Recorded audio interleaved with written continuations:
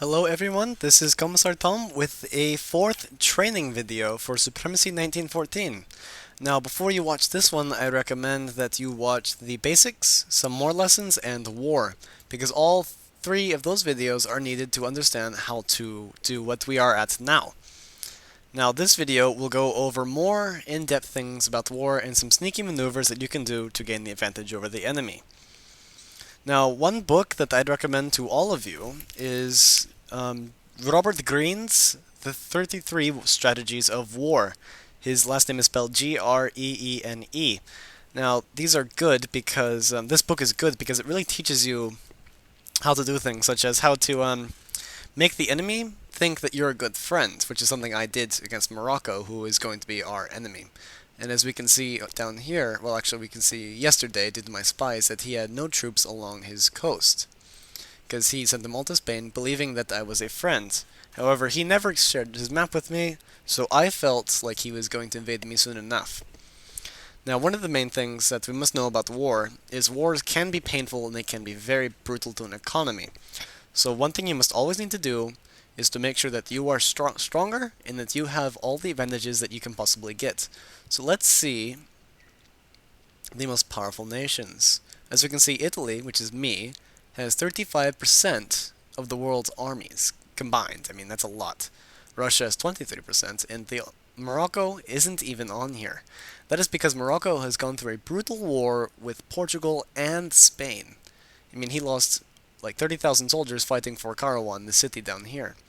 So now that he has lost many of his troops, I am now going to push forward and take him out before he can take the full advantage of all of the fuel that Morocco possesses, because this man recently took over Morocco, so he has not built many factories yet. So that is, now we need to see the goals that we need. My goals are to have a blitzkrieg of a war.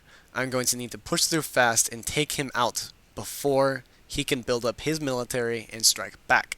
So one thing I'm going to need to do is I'm going to batter him fast. The blitzkrieg sort of strategy.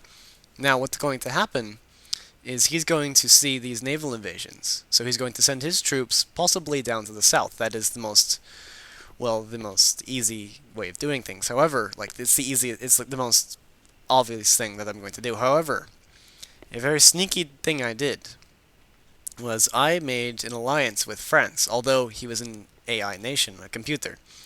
What happens is when you make an AI alliance is they will just allow you to send their troops to their country. So I did that so I could send my troops to up here so I can push into Moroccan-held Spain.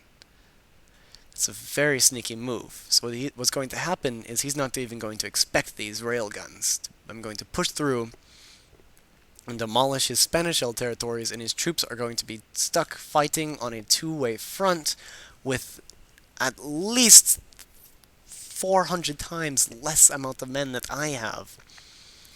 Now, one thing you might ask is, how do I know that Russia's not going to invade me?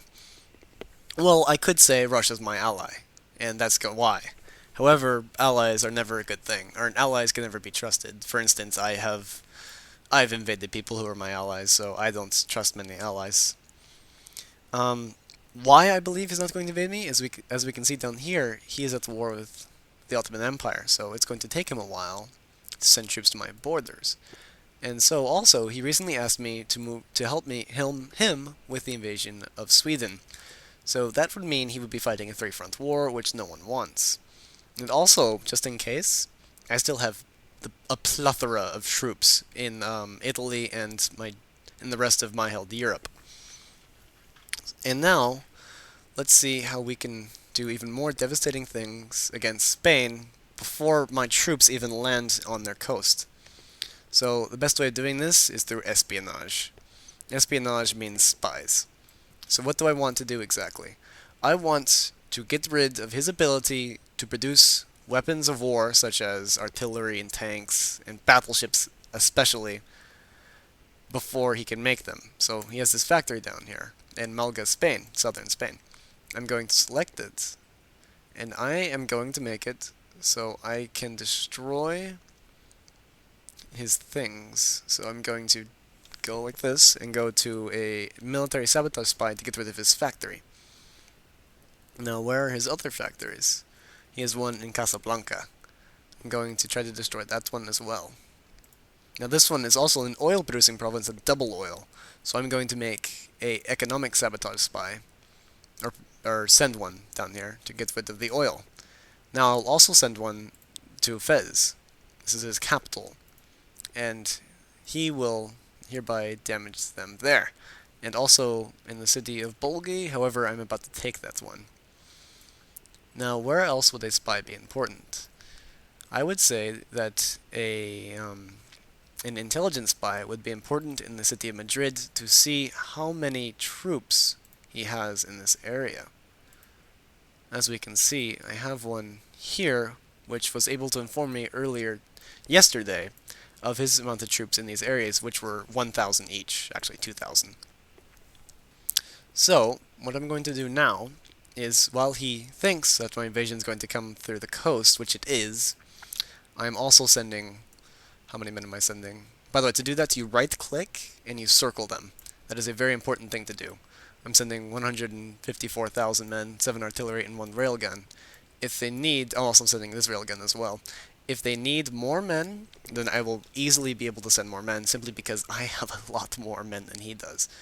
So what I'm going to do is I'm going to push forward with 103,000 down into Spain, Morocco itself. Declare war. Yeah, I just did a dirty war, I know. Deal with it. So let's see. I'm also the wealthiest nation, which is why I was able to afford so many spies. So is he, though. He's really close. So I can't fight that sort of war without being able to have the military to back it up, which I do. However, I still have 10% more of the world's economy than he does, or by economy I mean wealth. I also have a lot more iron and wood. However, he took over Spain, which was my main fear, is once he takes over Spain, he's able to use the oil that he has and the iron from Spain to be able to produce 1,000,000 battleships. So my theory was I need to take them out now before they were able to push me back in the near future, due to the fact that they have higher technology and they have ability to make more of a surplus than I can. So also, it's kind of funny how it looks like kind of the Cold War.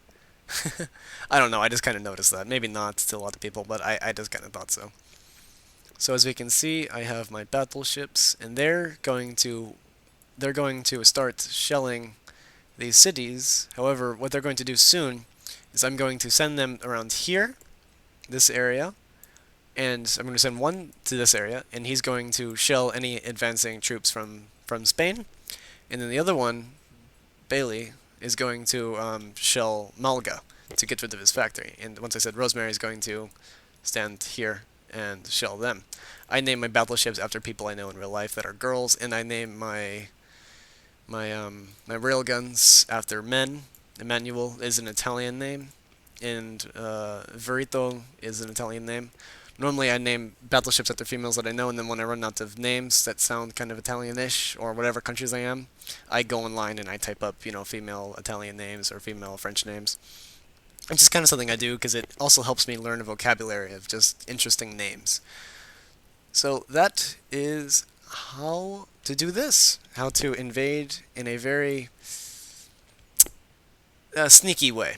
Now, many people will get really mad at you if you do this. And I recently had this happen to me, and I got really pissed off and really sad. So, don't do this often. Only do this when you need it, or when it's just easy to do, and when you're absolutely 100% sure that you can completely demolish the enemy. So, I am Commissar Tom, and I hope this made you... I hope you learned a few lessons about how to do a sneaky war in this Let's Play, in this training video. So, take care. Bye-bye.